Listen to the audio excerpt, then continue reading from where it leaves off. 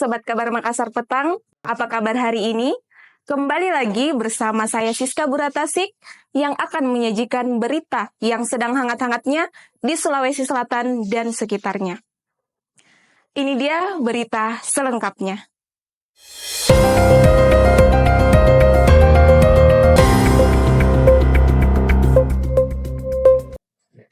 Kita masuk ke berita yang pertama. 10 bangunan dirobohkan, begini duduk perkara sengketa lahan di tengah kota Makassar. Eksekusi lahan seluas 12.000 meter persegi di Jalan AP Petrani Makassar dilaksanakan setelah Pengadilan Negeri Makassar mengeluarkan surat edaran pelaksanaan eksekusi tersebut. Saat melaksanakan eksekusi yang berlangsung pada Kamis 13 Februari kemarin, sebuah gedung serbaguna dan 9 ruko yang berada di Jalan AP Petrani, Kelurahan Sindrijaya, Kecamatan Panakukang, Makassar, dibongkar hingga rata dengan tanah. Sebelum proses eksekusi dilaksanakan, sengketa lahan tersebut ternyata sudah berlangsung lama dan dimenangkan oleh Andi Baso Matutu dari putusan PN Makassar dengan nomor 49-PDT-2018-PN MKS Junto Pengadilan Tinggi Makassar nomor 133-PDT-2019-PT MKS Junto Putusan Mahkamah Agung dalam pemeriksaan kasasi nomor 2106 K-PDT-2020 Junto Putusan Peninjauan Kembali ke-1 nomor 826 PK-PDT-2021 Junto Putusan Peninjauan Kembali ke-2 nomor 1133-PK-PDT-2023. Kuasa hukum Andi Baso Matutu menerangkan bahwa tidak ada lagi perdebatan yang berhak atas tanah di tengah kota Makassar itu, sebab kata dia hak yang dimiliki kliennya yaitu Andi Baso Matutu sangat rinci dan telah memiliki kekuatan hukum tetap. Untuk diketahui, di atas lahan tersebut terdapat gedung serbaguna dan 9 bangunan ruko dan seluruhnya telah memiliki sertifikat hak milik yang diterbitkan oleh Badan Pertanahan setempat. Namun, Hendra menegaskan bahwa seluruh SHM itu adalah palsu berdasarkan putusan pidana. Putusan pidana itulah yang kemudian digunakan oleh Hendra untuk melakukan gugatan perdataan agar SHM tersebut dibatalkan. Banjir landa Kabupaten Maros, 2 orang meninggal dunia.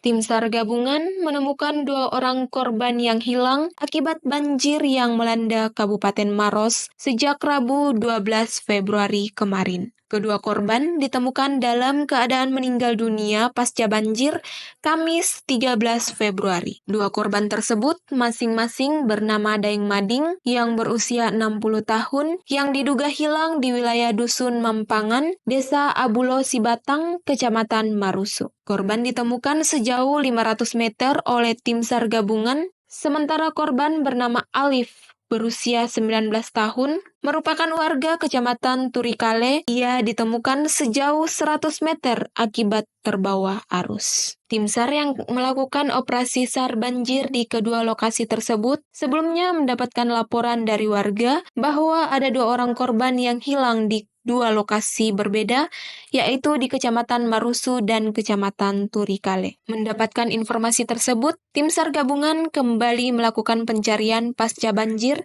terhadap kedua korban yang dinyatakan hilang terbawa arus.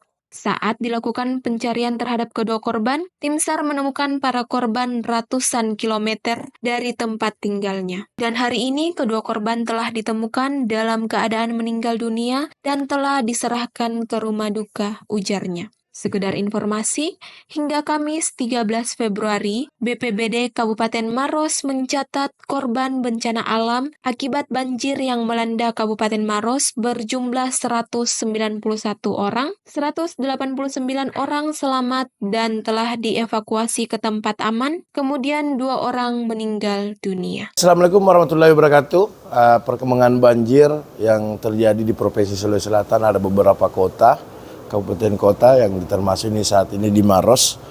Dan saat ini Kota Maros, untuk banjir di Kota Maros masih berangsur surut, begitu juga yang di Makassar.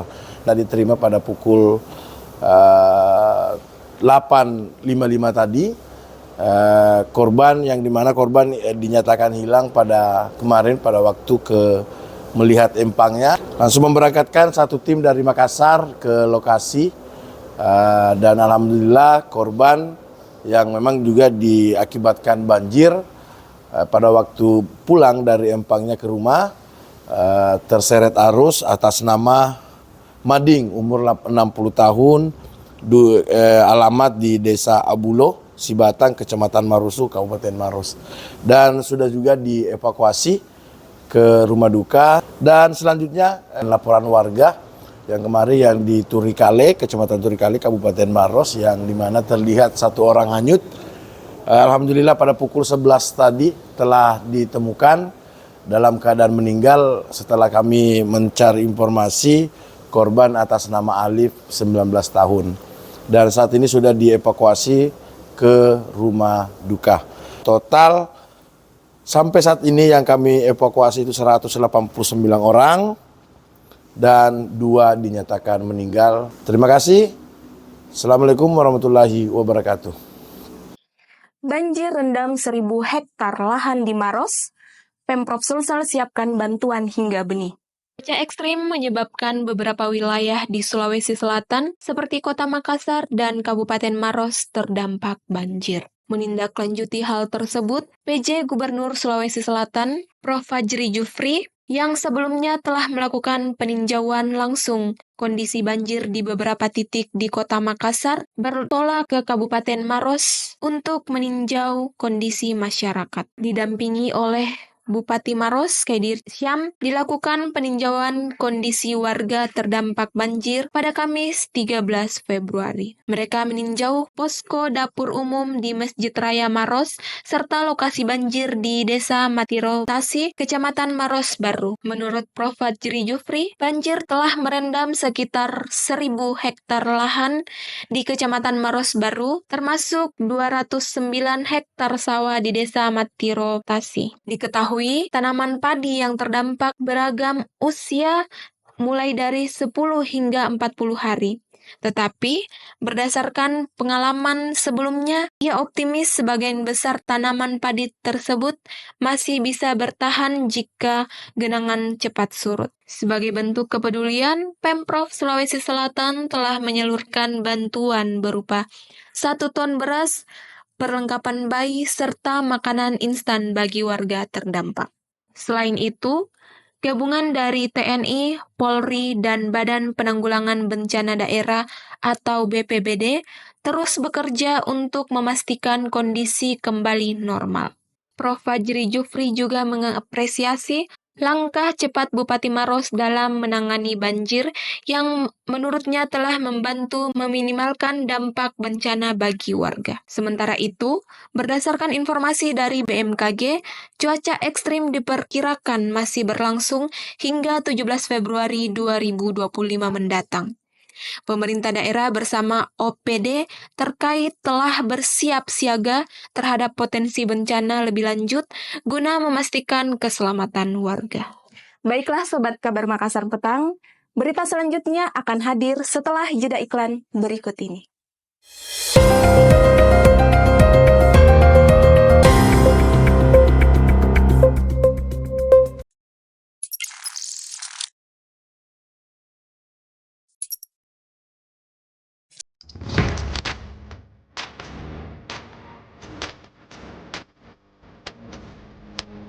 Selamat datang di Akademi Multimedia Indonesia, tempat kreativitas bertemu dengan teknologi dan mimpi menjadi nyata.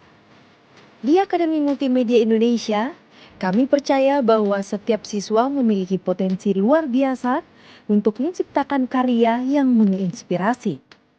Dengan kurikulum yang dirancang khusus, kami mengajarkan keterampilan yang relevan di era digital, dari desain grafis, animasi, hingga produksi film dan fotografi. Kami mempersiapkan generasi muda untuk menjadi profesional di dunia kreatif, dibimbing oleh para ahli dan praktisi industri. Anda akan mendapatkan pengalaman belajar yang interaktif dan aplikatif. Bersama, kita wujudkan ide menjadi nyata. Daftarkan diri Anda dan jadilah bagian dari generasi kreatif yang menginspirasi dunia.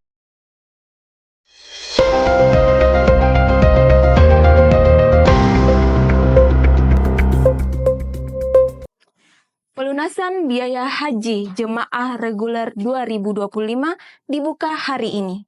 BP Embarkasi Makassar senilai 57,6 juta.